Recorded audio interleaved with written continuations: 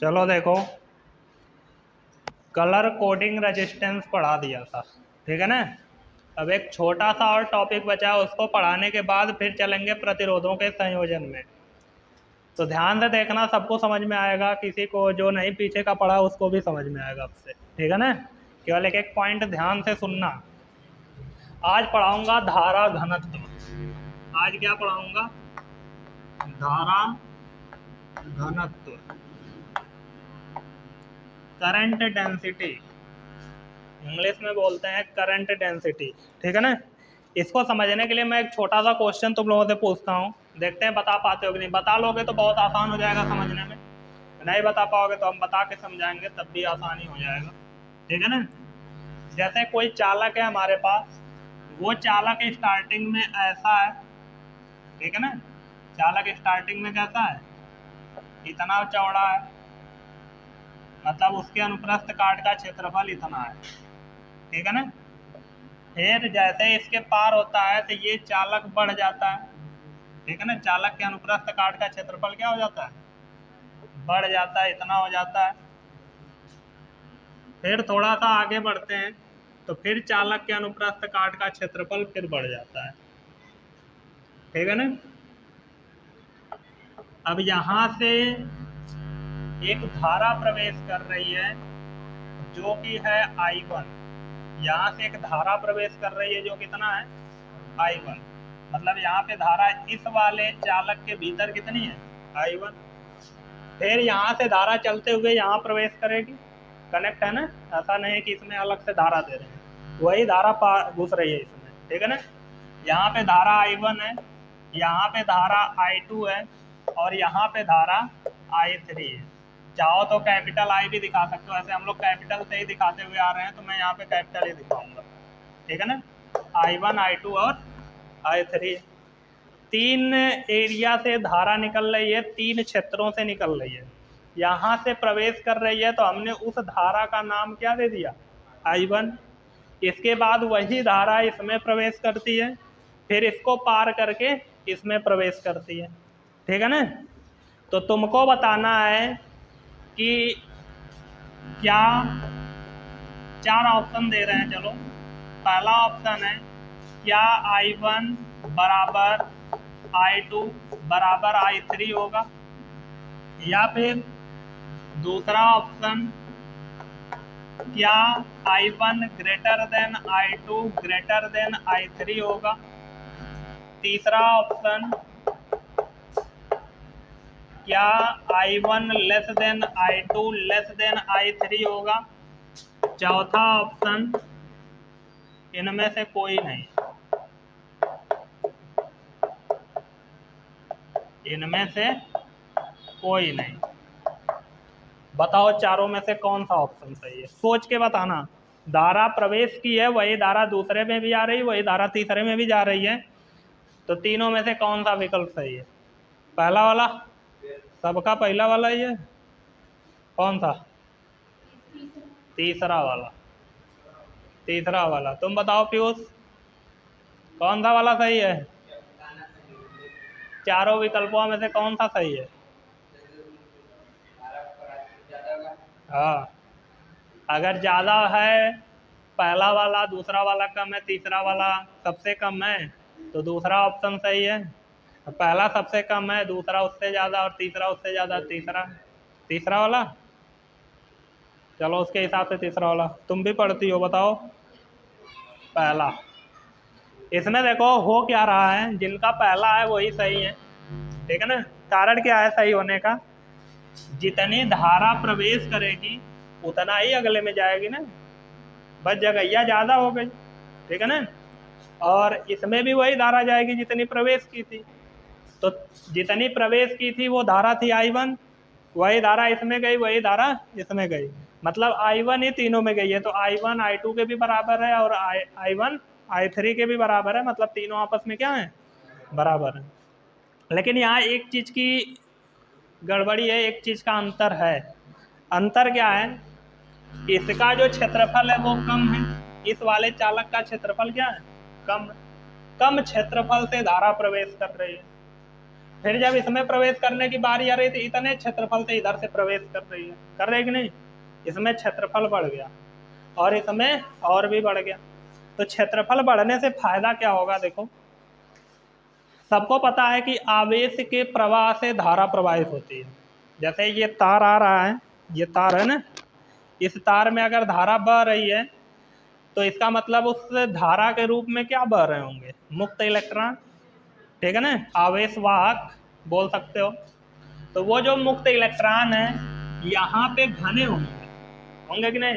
क्योंकि उनको इसमें घुसने के लिए कम जगह मिल रही है कि नहीं, यहाँ पे घने होंगे। और उतना इलेक्ट्रॉनवा जब इसमें पहुंचेंगे तो इनको घूमने के लिए ज्यादा जगह मिलेगी, मिलेगी कि नहीं? इसमें जितने फ्री इलेक्ट्रॉन थे उतने इसमें भी हैं, क्योंकि जितना प्रवेश करेंगे उतने यहाँ तक पहुंचेंगे ना, और उतना ही इसमें भी है। जैसे यहाँ से अगर मैं 1 लीटर पानी, पाइप मान लो है, क्या है पाइप, यहाँ से अगर मैं 1 लीटर पानी डालूं तो क्या यहाँ पे आके 2 लीटर हो जाएगा? 1 लीटर रहेगा ना, और यहाँ भी कितना पहुंचेगा? 1 लीटर।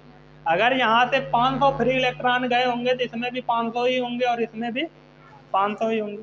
इलेक्ट्रॉन तो फिक्स हैं, लेकिन एक चीज अलग है, वो क्या है कि इसमें इलेक्ट्रॉन घने हैं क्योंकि कम जगह है, और इसमें ज़्यादा जगह मिल जा रही है उसकी अपेक्षा, इसमें उसकी अपेक्षा कम घने होंगे और उससे कम घने इसमें।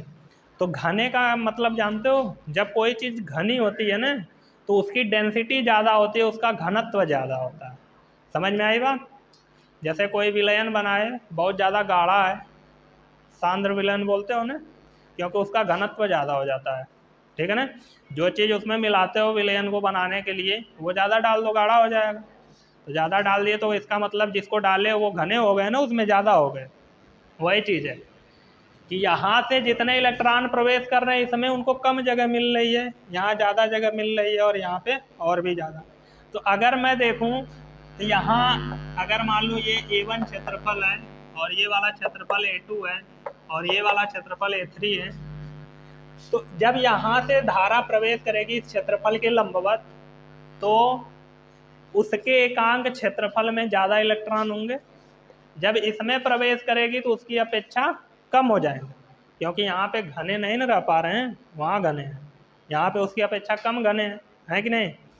जैसे यहाँ पे मैं अगर ऐसे बनाऊँ ढेर सारा, यहाँ पे मान लो ये फ्री इलेक्ट्रॉन है, इसी जैसा मैं यहाँ भी बनाया, इसमें देखो दूरी ज़्यादा है, ठीक है ना, इसमें इलेक्ट्रॉनों के बीच की दूरी क्या है? ज़्यादा।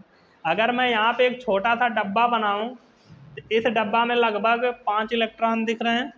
अगर उतना बड़ा डब्बा मैं इसमें बनाऊँ, उससे लो बड़ा बना दिया, क्या 5 इलेक्ट्रॉन दिख रहे हैं? 1.5 को दिख रहे हैं, आधा ही आ गया है। वैसे 1.5 इलेक्ट्रॉन नहीं होते हैं, होते हैं मतलब निकाल और डाल नहीं सकते 1.5 इलेक्ट्रॉन। तो अब देखो, जब घने हैं तो छोटे से क्षेत्रफल में ज़्यादा हैं, और जब बिरर हो गए हैं, ठीक है ना, दूर दूर हो गए हैं, ज़्यादा क्षेत्रफल में घूमने के लिए जगह पा गए हैं, तो एकांक क्षेत्रफल में उनकी संख्या क्या हो गई है? कम हो गई। तो जब एकांक क्षेत्रफल में संख्या ज़्यादा होती है तो करंट डेंसिटी ज़्यादा होती है, धारा घनत्व ज़्यादा होता है, और जब एकांक क्षेत्रफल में कम होते हैं तो धारा घनत्व क्या होता है? कम होता है। तो यहाँ धारा घनत्व कम ज़्यादा है लेकिन धारा समान है, क्योंकि है तो उतने ही मुक्त इलेक्ट्रॉन, बस यहाँ घने हैं यहाँ नहीं है, ठीक है ना। तो धारा घनत्व बराबर मैं क्या कह सकता हूँ? धारा घनत्व बराबर हम कह सकते हैं धारा बटे क्षेत्रफल, ठीक है ना, धारा बटे क्षेत्रफल। धारा घनत्व को हम लोग J से प्रदर्शित करते हैं, ठीक है ना, बराबर धारा को I से प्रदर्शित करेंगे और क्षेत्रफल को A से। तो धारा घनत्व J बराबर होता है I/A, ठीक है ना। अब बताओ यहाँ पे धारा घनत्व ज़्यादा है कि यहाँ पे, कि यहाँ पे? जहाँ घने होंगे वहीं ज़्यादा होगा, यहाँ घने हैं यहाँ ज़्यादा, यहाँ कम, यहाँ सबसे कम, ठीक है ना। तो धारा घनत्व का तो डिफरेंस है लेकिन धारा का डिफरेंस नहीं है, ये दिमाग में बैठा लो। अब देखो थोड़ा सा इसी में आगे बढ़ते हैं। धारा घनत्व तो समझ में आ गया, उसकी परिभाषा कैसे लिखेंगे? एकांक क्षेत्रफल के लंबवत प्रवाहित होने वाली धारा को धारा घनत्व कहते हैं। ठीक है ना, यहाँ लिख देता हूं मैं डब्बा में, ये ज्यादा बड़ा हो गया। एकांक क्षेत्रफल के लंबवत प्रवाहित होने वाली धारा को क्या कहते हैं? धारा घनत्व कहते हैं। ठीक है ना, एकांक क्षेत्रफल के लंबवत प्रवाहित होने वाली धारा को धारा घनत्व कहते हैं। ये तो ठीक है, ठीक है ना। लेकिन यहाँ पे मैं ये भी तो बोल सकता था कि एकांक क्षेत्रफल में प्रवाहित होने वाली धारा को धारा घनत्व कहते हैं। लंबवत क्यों बोला? लंबवत के बारे में तो कुछ बताया ही नहीं बताया था।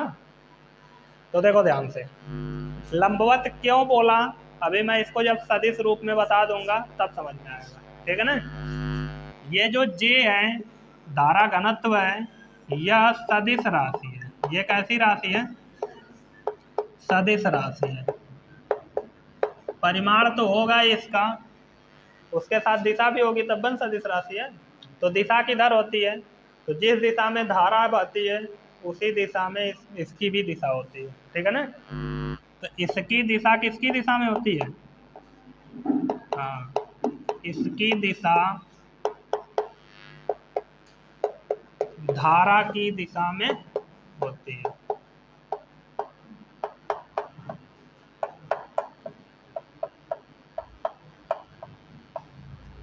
तो अगर हम इसका सदिश रूप लिखें तो हम कैसे लिखेंगे? वेक्टर J बराबर I अपान वेक्टर A, क्षेत्रफल सदिश। क्या लिखेंगे? क्षेत्रफल सदिश। तो इसको जानते हो, ऐसे नहीं लिखा जाता है, ज़्यादातर I बराबर करके लिखा जाता है। अब उसका कारण मैं समझाता हूँ। पहले ऐसे भी लिख सकते हैं, सदिश बराबर सदिश ही तो है पूरा, ये सदिश ही है ना, ये अदिश हो गया, अदिश और 1 बटे वेक्टर है, मान लो सदिश ही है। ठीक है ना, तो इस सदिश को थोड़ा अलग तरीके से भी दिखा सकते हैं, जैसे I बराबर इन दोनों का गुणन किया जाता है और वो अदिश गुणन होता है, सदिश गुणन नहीं होता है। उसका कारण बता लूँ तभी इसको मैं पक्षांतर करूंगा, अभी डायरेक्ट नहीं करने वाला हूँ। लिखना नहीं चाहिए था, लिख दिया। चलो देखो ध्यान से क्या होगा। ये लिखा गया है ना लंबवत, लिखा गया है कि नहीं? इसमें तुम लोगों को 2 पॉइंट पता होने चाहिए, नोट डाल के लिख लेना। नोट क्या रहेगा? नोट नंबर 1, उसी नोट नंबर 1 क्या है? इसी नोट को, एक ही नोट रहेगी, उसी को दूसरे तरीके से भी लिखा जाता है कि जो धारा होती है, ठीक है ना, जो धारा होती है वो क्षेत्रफल की क्या होती है? लंबवत होती है। जब भी धारा चालक में प्रवेश करती है तो वो उसके क्षेत्रफल के लंबवत प्रदेश, जैसे ये क्षेत्रफल है ना, जब भी धारा ऐसे प्रवेश करेगी तो इसके लंबवत अंदर प्रवेश करेगी। ठीक है ना, तो धारा हमेशा क्षेत्रफल के लंबवत चालक में प्रवेश करती है, लंबवत चालक में प्रवेश करती है। ये चीज मैं पहले भी बता रखा हूँ, जब R बराबर रो एल अपान ए समझा रहा था तो उसमें ए को बताया था ना, ए वह क्षेत्रफल है जिसके लंबवत धारा चालक के भीतर प्रवेश करती है, लिखवाया था कि नहीं? इसी चीज को मैं थोड़ा सा अलग तरीके से लिखना चाहूँ तो क्या लिखूंगा? ये आकर के, ये बहुत कम लिखा मिलता है, ये जो लिखने जा रहा हूँ ये ज्यादा लिखा हुआ मिलता है।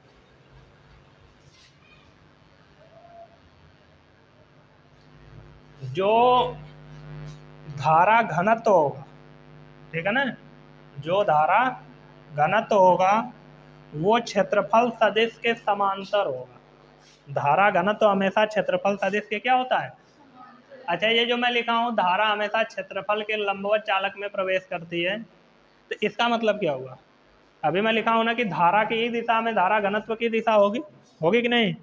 मुझे यहाँ पे लिखना चाहिए था, धारा के तो बारे में बता रखा हूँ, धारा घनत्व हमेशा क्षेत्रफल के क्या होता है? लंबवत होता है। ये ज़्यादा सही रहेगा यहाँ पे, ये चीज़ तो पहले से लिखवाई गई है। ठीक है ना, धारा घनत्व हमेशा क्षेत्रफल के क्या होता है, लंबवत होता है। क्योंकि हमको घनत्व के बारे में सीखना है, धारा के बारे में सीख चुके हैं। धारा घनत्व क्षेत्रफल के, धारा घनत्व क्षेत्रफल के क्या होता है, लंबवत होता है। धारा घनत्व क्षेत्रफल के लंबवत होता है, या धारा घनत्व क्षेत्र और धारा घनत्व नहीं होगा। ये क्या लिखा गया है, धारा घनत्व की दिशा किधर होती है, धारा की ही दिशा में होती है ना। तो अगर धारा क्षेत्रफल के लंबवत है, धारा घनत्व क्षेत्रफल के लंबवत नहीं होगा। हाँ,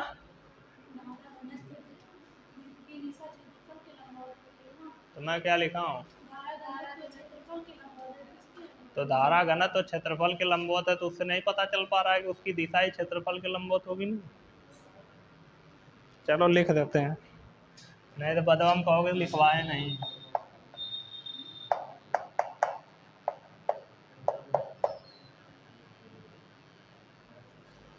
मैं कहूँगा धारा क्षेत्रफल के लंबवत प्रवेश कर रही है, तुम लोग कहोगे धारा की दिशा क्षेत्रफल के लंबवत प्रवेश कर रही है। उससे नहीं फर्क पड़ता, उसका भी मतलब वही है। चलो देखो, या करके हम इसी चीज को क्या लिख सकते हैं, धारा घनत्व की दिशा लिख देते हैं। धारा घनत्व की दिशा हमेशा क्षेत्रफल सदिश के क्या होता है, समांतर होता है। अब कहोगे दोनों चीजें एक जैसे लग रही है, एक में समांतर लिख दिया, एक में लंबवत लिख दिया, अलग का है। तो उसमें देखो केवल क्षेत्रफल को बोला हूँ लंबवत होता है कि नहीं। इसमें मैं क्षेत्रफल सदिश लिखा हूँ, दोनों अलग अलग चीजें हो गई।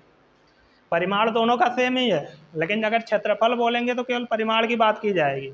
लेकिन जब क्षेत्रफल सदिश बोल देंगे तो सदिश बोल दिया गया तो उसमें डायरेक्शन भी आ जाएगी ना, दिशा भी आ जाएगी। क्षेत्रफल सदिश क्या चीज़ है, जैसे मान लो ये कोई क्षेत्रफल है, ठीक है ना। जैसे कोई चालक लिए, उसका ये आगे वाला हिस्सा है, ठीक है ना, ऐसे बाहर की ओर निकला हुआ है, ऐसे बना हुआ है, ठीक है ना। ये कोई क्षेत्रफल है, ये कोई क्या है। अगर इसमें धारा इस डायरेक्शन में बह रही है, मतलब धारा इधर से आ रही है तो इधर से निकल जाएगी कि नहीं।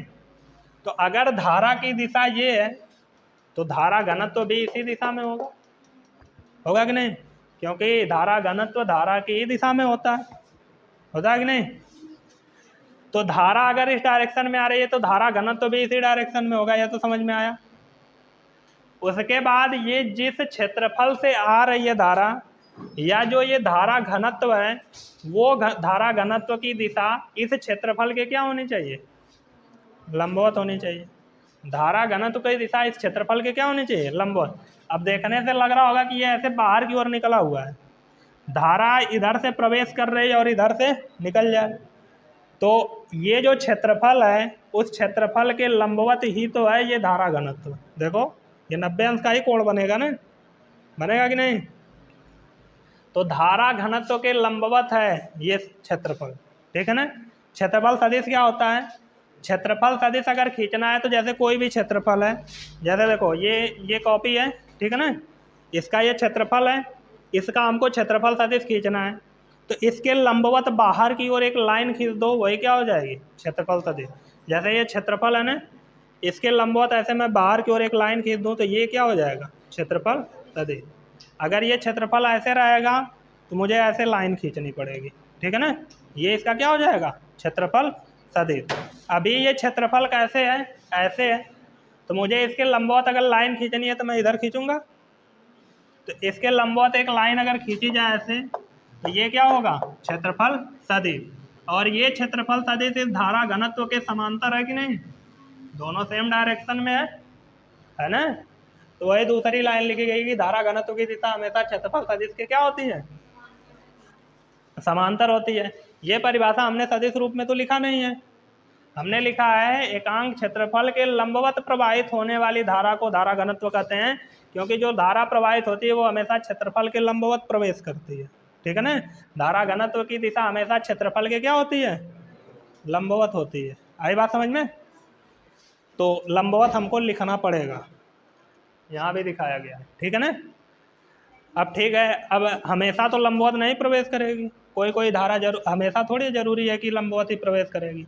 अगर तिरछे क्षेत्रफल है और धारा सीधे प्रवेश कर गई, जैसे इसी क्षेत्रफल को ऐसे कर दो, इसी क्षेत्रफल को ऐसे, पहले ऐसे कर रहे थे, पहले ऐसे कर रहे थे, अब थोड़ा सा ऐसे तिरछे कर दिया गया। पहले ऐसे सीधे था ना, अब ऐसे तिरछे कर दिया गया, ठीक है ना। अब इस क्षेत्रफल को कैसे कर दिया गया, इस क्षेत्रफल को तिरछे कर दिया गया है। और इस क्षेत्रफल को तिरछे करने के बाद भी ऐसे इधर से धारा प्रवेश हो रही है और इधर से निकल जा रही है। तो धारा अगर ऐसे प्रवेश करके ऐसे निकल गई तो यही डायरेक्शन किसकी हो जाएगी, जे की, होगी कि नहीं। लेकिन इस बार क्षेत्रफल सदिश कैसे आएगा, क्या है वो भी सीधे आएगा, वो क्षेत्रफल सदिश सीधे तो नहीं आ सकता। क्षेत्रफल सदिश कैसे खींचना है, क्षेत्रफल के लंबवत एक लाइन खींचनी है। इस बार क्षेत्रफल ऐसे हो गया है, इस बार क्षेत्रफल कैसे हो गया, ये क्षेत्रफल पहले ऐसे रखा हुआ था, अब ऐसे रख दिया गया, रखा गया कि नहीं, तिरछे करके। तो जब ऐसे रखोगे तो इसके लंबवत अगर तुमको लाइन खींचनी है तो तुम क्या ऐसे सीधे खींचोगे तो ये लंबवत होगा, ऐसे तिरछे खींचना पड़ेगा, खींचना पड़ेगा कि नहीं। तो जब तिरछे लाइन खींचोगे तो कुछ ऐसे आएगी लाइन, आएगी कि नहीं, ये क्षेत्रफल सदिश हो गया। इस बार देखो इन दोनों के बीच कुछ एंगल बन गया, उसको मान लेते हैं थीटा। अब धारा घनत्व की परिभाषा बोलता है कि क्षेत्रफल के लंबवत प्रवाहित होने वाली धारा को धारा घनत्व कहते हैं, है ना। तो यहाँ तो लंबवत, अगर क्षेत्रफल के लंबवत होता तो यहाँ एंगल थोड़ी बनता। ये धारा क्षेत्रफल के लंबवत, इसका मतलब अभी धारा घनत्व बराबर हम I/A नहीं लिख सकते, नहीं लिख सकते। यहाँ पे लिख सकते थे, यहाँ पे क्यों लिख सकते थे, क्योंकि यहाँ पे जो धारा प्रवाहित हो रही है वो क्षेत्रफल के लंबवत हो रही है, यहाँ पे नहीं हो रही है। तो यहाँ पे हम धारा घनत्व J बराबर I/A नहीं लिख सकते।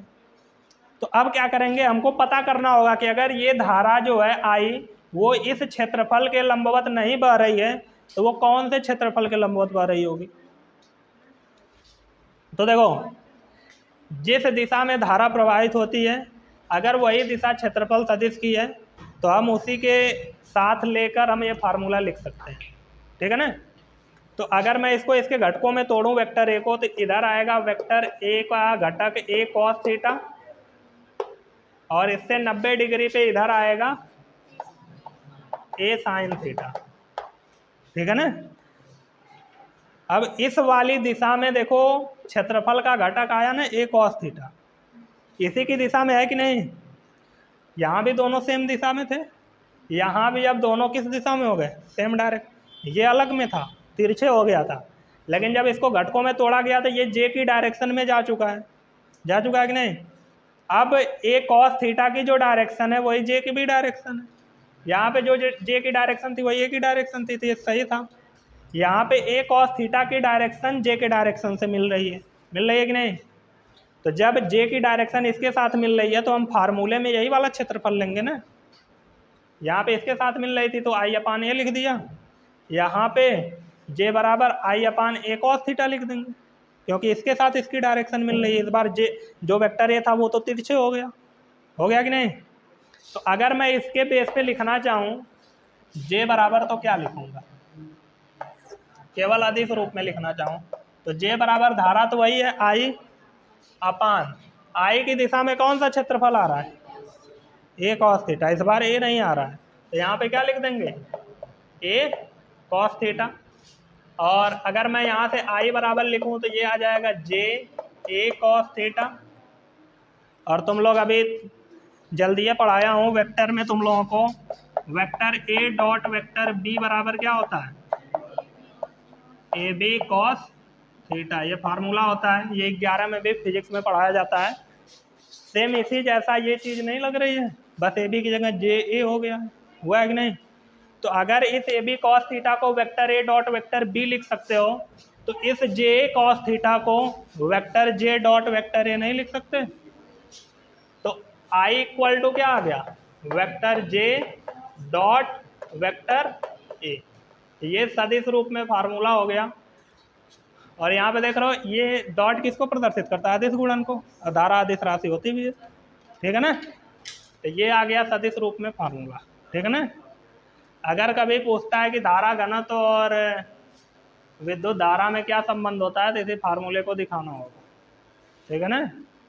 धारा घनत्व का ये तो फार्मूला होता है, उसी फार्मूले में धारा खुद आ जाती है, ठीक है।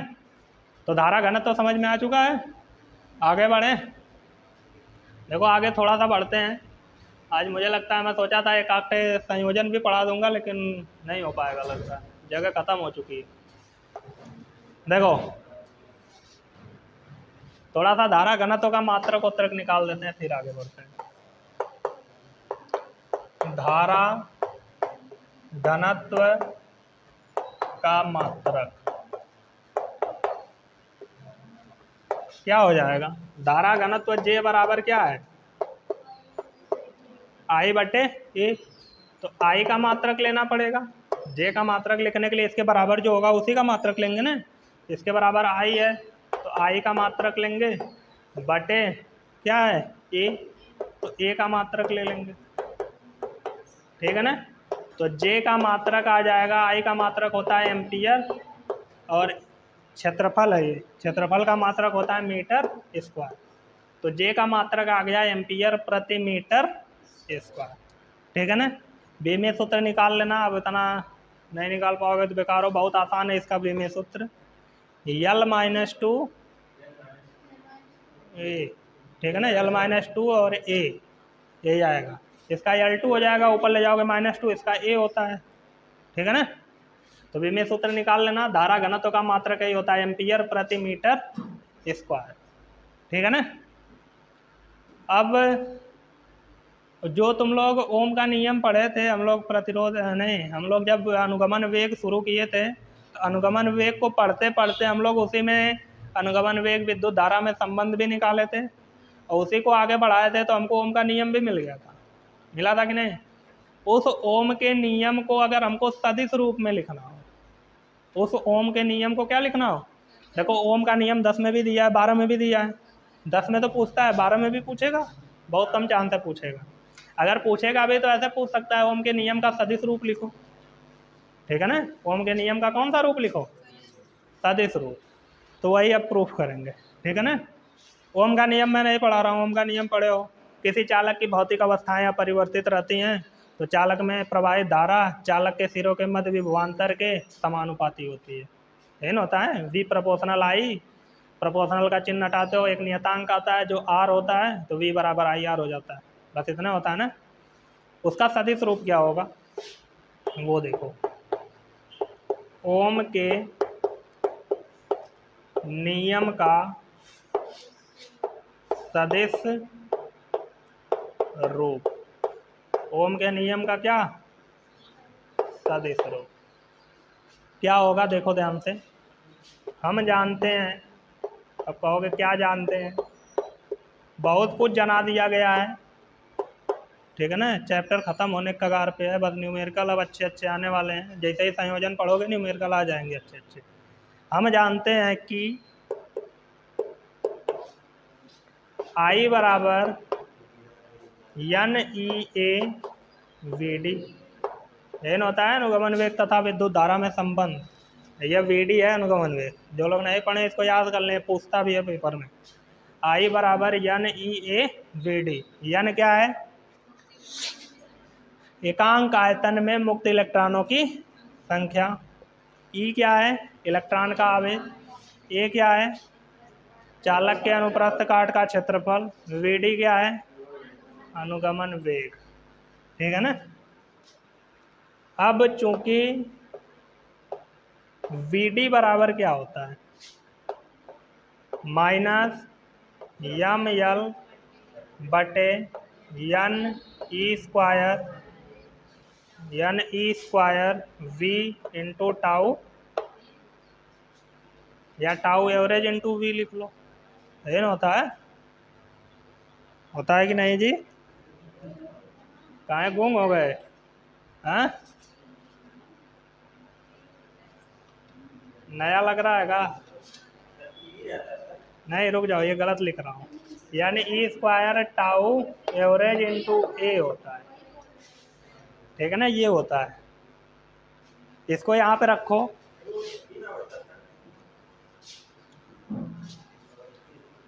क्या बोल रहे हो?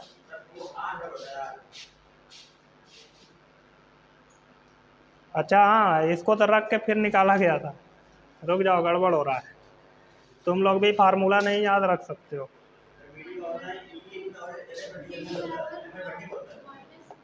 वी डी बराबर माइनस ई इंटू वी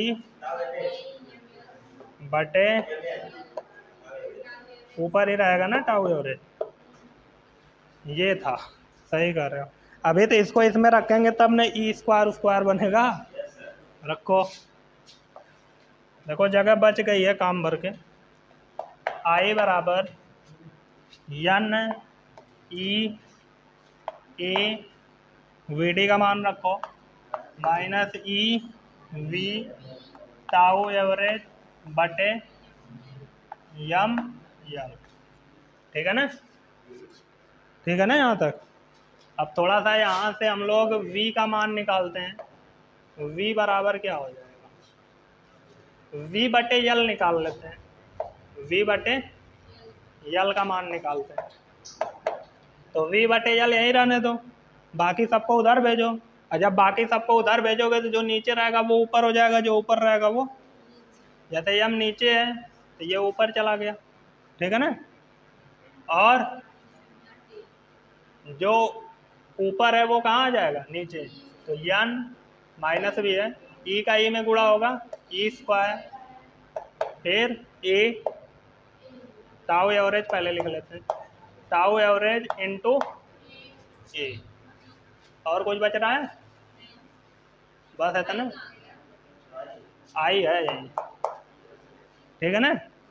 अब याद करो, इसको क्या कहते हैं? रो कहते हैं। रो कहते हैं कि नहीं? ये क्या है? नियतांक है, और इसको रो के नाम से जानते हैं। रो होता है प्रतिरोधकता। क्या होता है? या इसको एक और नाम से जानते हैं, विशिष्ट विशिष्ट प्रतिरोध, ठीक है ना? इसको दो नाम से जाना जाता है। यहाँ पे रख दो, तो v बटे यल बराबर, इसके जगह पूरे की जगह रो रख देंगे, इंटू आई अपान ए। अभी यह गरम गरम ताज़ा ताज़ा पढ़ के आ रहे हो, आई अपान ए को क्या कहते हैं? यहाँ पे क्या रख देंगे? और v अपान यल तो कई बार पढ़ चुके हो, ई बराबर होता है कि नहीं? इसको क्या बोलेंगे? ई, और इसको क्या बोलेंगे? तो इसकी जगह ई लिख देंगे बराबर रो, और इसके जगह क्या लिख देंगे? जे। अब इसको सदिश रूप में लिखना है तो वेक्टर ई लिख देते हैं, क्योंकि विद्युत क्षेत्र एक सदिश राशि है। ये नियतांक है, इसको उतार लेते हैं जे। अब है ना, वहीं दिखाया गया है सदिश राशि है। अब देखो, ये ओम के नियम का ये सदिश रूप है। हाँ, v बराबर क्या होता है? आई आर या आर आई, ऐसे भी लिख सकते हैं ना। v की जगह क्या हो गया? ई, फिर एक कांस्टेंट होता है प्रतिरोध के रूप में, ये तो हुआ है, बस प्रतिरोधकता है कांस्टेंट। फिर उसके साथ आई होती है धारा, धारा की जगह क्या आ गया? धारा घनत्व, ठीक है ना? विभवांतर के जगह विद्युत क्षेत्र आया, प्रतिरोध के जगह प्रतिरोधकता आ गई, और धारा के जगह धारा घनत्व। यही क्या है? ओम के नियम का सदिश रूप। आई बात समझ में?